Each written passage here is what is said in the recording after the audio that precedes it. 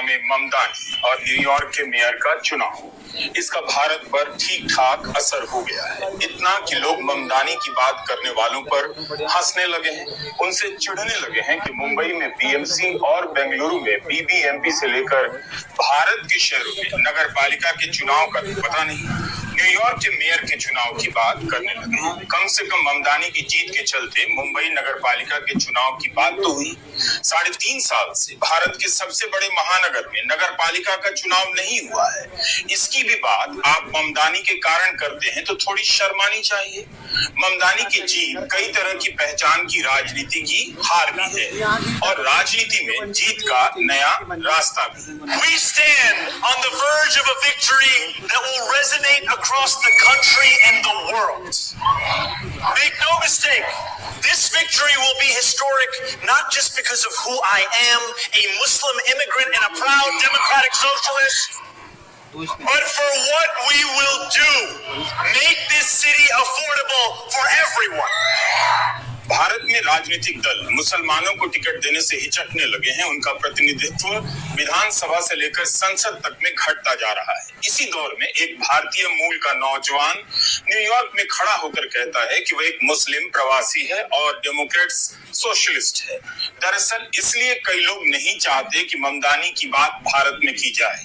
उन्हें पता है कि ममदानी की बात होगी तो केवल भारत के शहरों की नगर पालिकाओं की खस्ता हालत पर बात नहीं होगी, बल्कि उनके भाषणों पर भी होगी और तब भारत की राजनीति का बहुत सारा अपराध सामने आने लग जाएगा। इस पर बात होगी कि चुनाव न्यूयॉर्क में हो रहा है, उसके मेयर के उम्मीदवार के लिए और भाषण गुजरात के दंगों पर क्यों दिया जा रहा है। केवल यही नहीं कि ममदानी ने गुजरात दंगों और प्रधानमंत्री नरेंद्र मोदी पर क्या कहा, इस पर भी तो बात हो सकती है कि आखिर क्यों कहा।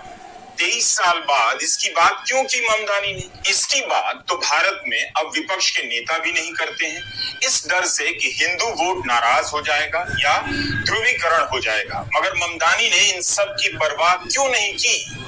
अमेरिका के सबसे बड़े शहर में मेयर का चुनाव लड़ रहे ममदानी की इस्राइल से लेकर गजा के मसले पर क्या राय है, इस पर बात तो होनी चाहिए, क्योंकि इसी पर भारत के लोग बात कर रहे हैं। भारत की राजनीति में इस पर भी बातें होती रही हैं। न्यूयॉर्क जैसे शहर में लोग किन मुद्दों पर बात कर रहे हैं और वोट दे रहे हैं, इसकी चर्चा दिल्ली, मुंबई, रांची और जयपुर में भी होनी चाहिए। ममदानी की जीत राजनीति में कई धारणाओं को ध्वस्त करती है। सबसे पहले यही कि अमेरिका के एनआरआई में केवल बीजेपी समर्थकों का ही बोलबाला है, क्योंकि अमेरिका में संघ परिवार के संगठनों ने बहुत काम किया है दशकों से और उनका बड़ा प्रभाव है, होगा भी, लेकिन उनके बराबर ममदानी ने तो काम नहीं किया होगा। फिर भी गुजरात दंगों की बात करते हुए उम्मीदवारी का चुनाव ममदानी जीत जाते हैं।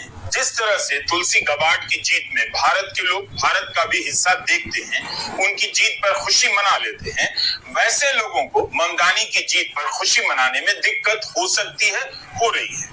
भारत से अमेरिका गए सारे लोग एक तरह से सोचते हैं, केवल डॉलर और हिंदुत्व की राजनीति से मतलब रखते हैं। यह धारणा पहले भी गलत थी और ममदानी की उम्मीदवारी ने भी गलत साबित कर दी। अमेरिका गए भारत के लोग गजा से लेकर गुजरात तक के बारे में आज भी सोचते हैं, 23 साल बाद भी। ममदानी को खूब देख रहे हैं।